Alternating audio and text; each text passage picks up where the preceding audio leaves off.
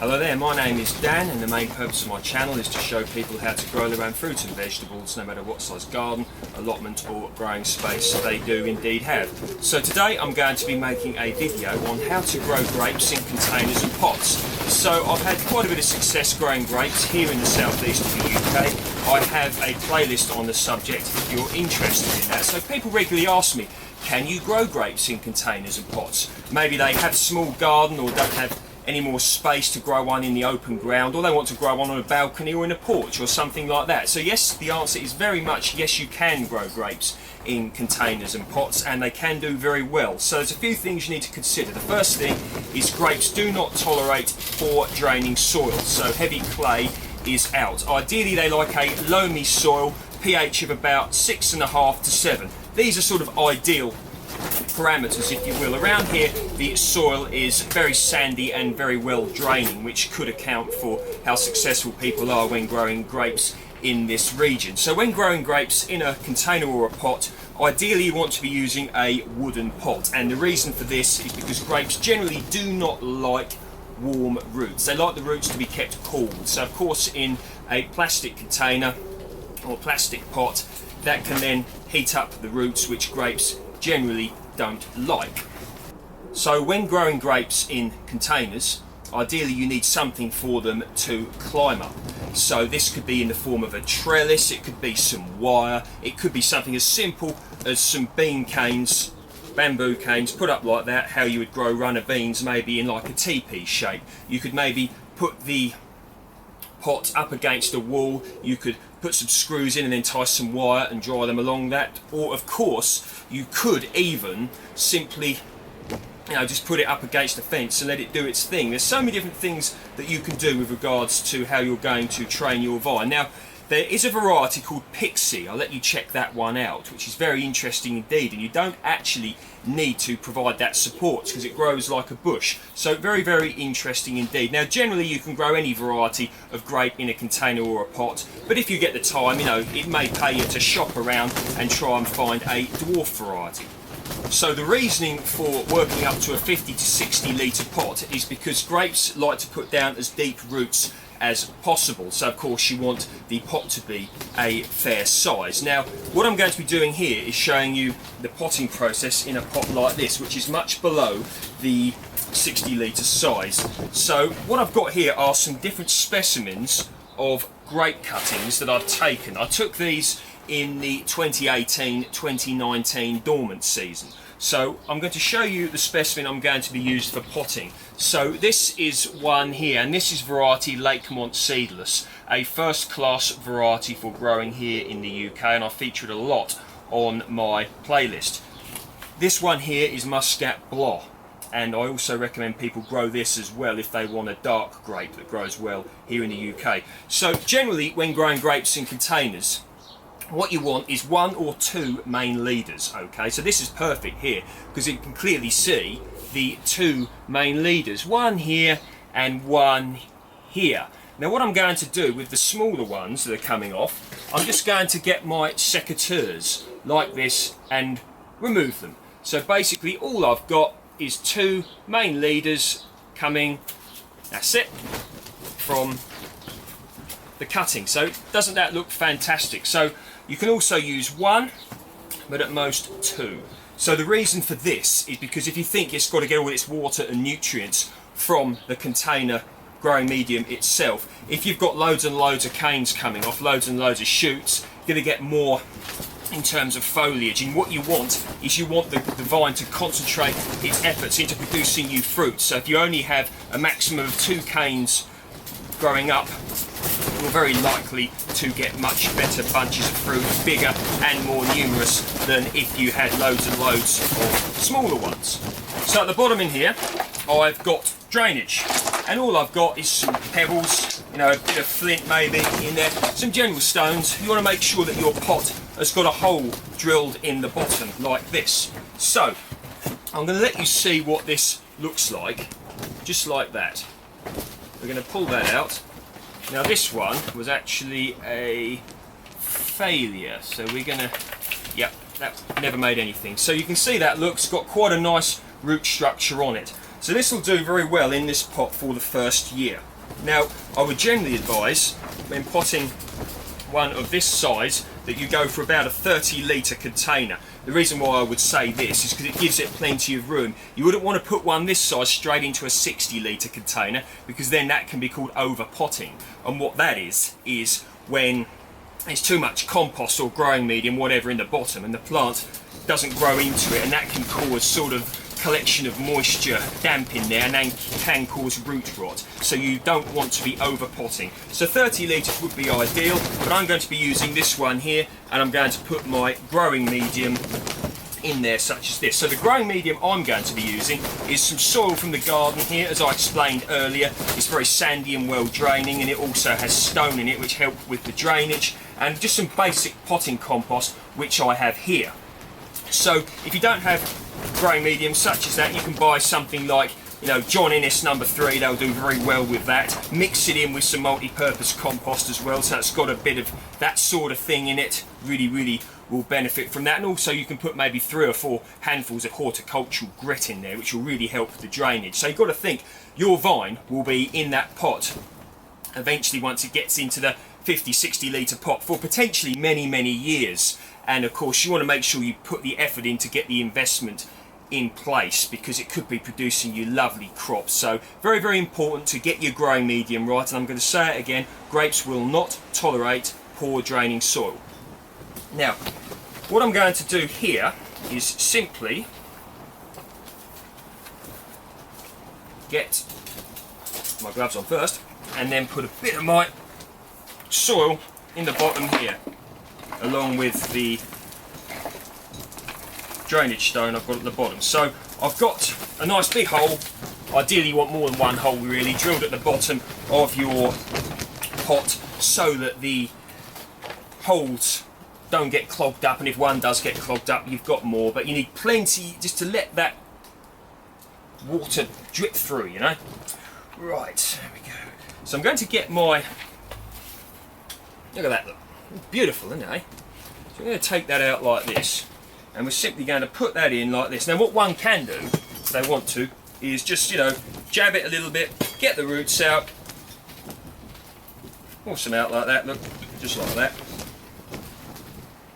Lovely jubbly. There we are. So going to then just put the multi-purpose compost all around like this. So with regards to your eventual pot, hopefully your vine will be in, one great thing are them barrels, them half wooden barrels. They're great. I've seen some lovely specimens of grapes grown in them, and if you had purchased, say, a containerised grown grapevine which is already quite mature, you could do well to put that straight in to a half barrel like that. But if you've got a little a little cutting you're taking yourself, something like this will be perfectly fine. Okay, so when grapes are grown in the open ground, they generally don't need any feeding because they put down such big roots. They can actually, or deep roots, they can actually get their own nutrients very easy. But of course in a container you've got to be the keeper. You've got to make sure that you give it the nutrients it needs. So with regards to feeding, you could water it once a month with a balanced liquid feed, and that would do quite well. You can also mulch around the top with something like well rotted horse manure, or maybe something like leaf mould. It really would like that. So in the first year, during the growing season, as soon as you see it leaf out or start to leaf out, once a month start giving it a balanced liquid feed up until the end of the growing season, you know, when you pick the fruit. And then in the second year, what you want to be doing is feeding it with a feed that is lower in nitrogen. And the reason for this is hopefully by then you'll have got a little bit of framework. And what you don't want to do is to encourage the vine too much into putting out loads and loads of growth, because that's really not what you want. You want loads and loads of grapes. So if you put a high nitrogen feed in, you can just let it keep getting too big, and you don't want that. You've got to make it concentrate its efforts. So a fertiliser low in nitrogen after the first year. Okay, now this is a very difficult one for people. So the first year that your vine puts out fruit, cut it off, okay? And the reason for this is because the vine can then put its efforts into establishment and growth and getting nice and strong, whereas if it's trying to fruit in its first year, it can actually slow down the process of that, and actually in the long run it's slower in getting good quality bunches of grapes. Now when you put this out, I mean, you could grow it in a polytunnel such as this, but if you put it outside, you want to put it in a place with good air circulation. That way you're less likely to get fungal disease. Now with regards to watering, you do not want to overwater, okay? You don't want to underwater either, but you don't want to overwater. So what you want to do is when you water, make sure that it's not damp. So put your fingers down into a little bit of sort of moistness is okay, but you don't want it really sodden and wet, because grapes don't like that. So obviously you've got to be aware of the weather, but don't water it too much. So a good bit of advice would be well water it once or twice a week and then work from there. So of course if it's very dry indeed, which does happen particularly here in the southeast, you may have to up that to even 3 or 4 times a week depending on the weather. But a good deep water twice a week is a general good piece of advice for people. So ideally grapes like full sun all day if indeed they can. But of course this is not possible for everyone, so you want to go for at least 6 hours of full sunshine on your vine. The reason for this is because more sunshine you get, the vine will do better and the grapes are more likely to be sweet. So grapes need a period of winter dormancy. So let's say you are growing this vine in this polytunnel, but you heated it during the winter. That wouldn't do, because they need a period of cold below a certain temperature in order to trigger dormancy, and then that will allow the plant to continue growing in the following year, because grapevines are a deciduous vine. Okay, so when you're growing your grapes, be clear about why you want to grow them. Do you want to grow them for wine, for eating, or a combination of the two? You can get wine grapes, you can get dessert grapes, and you can get some that are suitable for both. So do your research and learn about what you want out of a grape. Do you want a sort of tangy grape? Do you want a seedless grape? Do you want a large grape or a small grape? Do you want a really ornamental vine? Different colours, you know, there really are so many different varieties of grapes these days, and it will pay you in the long run to do your research on what you want. There you go, all these questions. So anyway, I hope you enjoyed that. Lots of information there. Any comments, questions or whatevers, please feel free to post them below. But I'm really passionate about grape growing, and they add that touch of exotic, don't they, to a garden, you know, wherever it is really, and it's really beautiful. They're fully hardy here in the UK in similar climates, so generally you don't have to worry about winter protection, certainly not here in the southeast anyway. And yeah, I just think grapes are probably, if I could only grow one hardy exotic, I would choose grapes, because you check out my playlist and you will just see how prolific some of the vines that I've got and have had in the past have been. You will not regret getting into grape growing. Okay, if you like my work, please feel free to like, share and subscribe, and you can always check me out on Dan_Home Gardens on Instagram if you're interested. Thank you very much for viewing.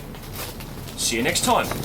So a question I sometimes get asked is, how long will it take for a grapevine to fruit? So grapes fruit off of canes which grow from the previous year's growth. So your aim is to get plenty of growth one year, because then the next year you should get some canes which will then bear fruit off of the previous year's growth.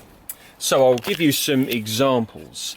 Now this here is a grapevine, it's a grafted vine, variety Autumn Royal, which I purchased from Ken Muir, and it's growing incredibly well here. It's a Californian variety, and when grown in the UK it's advised to grow it in a cold polytunnel, meaning unheated in the winter, or greenhouse. So there you go. So you can see it's set some absolutely beautiful bunches of grapes here, which, should these continue, should produce some absolutely fantastic crops. So there we are. So that's the rootstock down there. You can see where it's grown from, and you can see all this growth. Now this grew last year, okay?